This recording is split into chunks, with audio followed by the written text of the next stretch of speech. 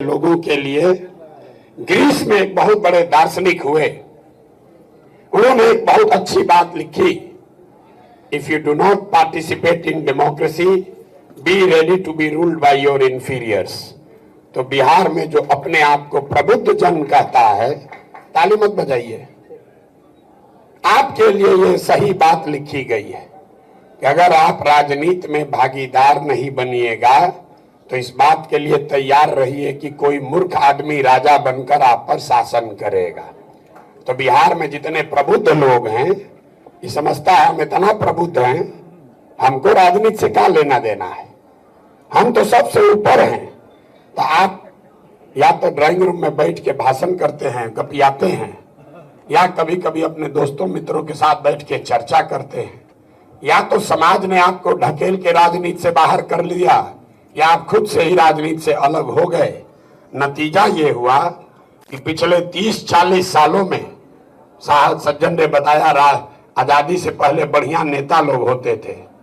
तो भाई मेरे, पिछले 30-40 सालों में जितने समझदार पढ़े लिखे अच्छे लोग हैं वो राजनीति से किनारे हो गए या कर दिए गए।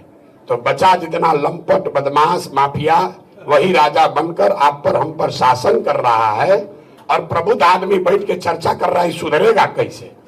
इसीलिए ये मंच की स्थापना की गई है कि कम से कम जो विचार के स्तर पर, थोड़ा बहुत आचार और व्यवहार के स्तर पर भी जिनमें थोड़ी बहुत थोड़ा बहुत समझ रह गया है, कुछ करने का जज्बा बच गया है, उनको इकट्ठा किया जाए।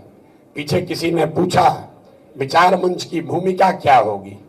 आपकी भूमिका चुनाव में ज्यादा नहीं है, पार्टी बनाने में आपकी भूमिका नहीं है, आपकी भूमिका चुनाव के बाद है, जिसकी नींव अभी रखी जा रही है कि कल होकर आप जीत कर आ भी जाएं तो आप अताताई ना हो जाएं, समाज से विमुख ना हो जाएं। इसके लिए जरूरी है कि जो विचारवान व्यक्ति हैं वो इससे जुड़े रहें, और जो व्यवस्था बने उसमें आप जैसे सज्जनों का, आप जैसे लोगों के अच्छे विचारों का समावेश सरकार के बनने और उसके चलने में समाहित रहे।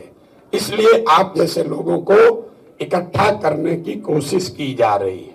ये जन सुराज के पूरे परिवार में विचार मंच संख्या के हिसाब से कोई बहुत बड़ा नहीं है।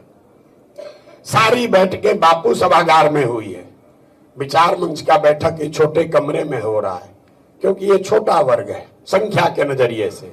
लेकिन समाज में अगर आप चाहें तो आपका प्रभाव बहुत बड़ा है।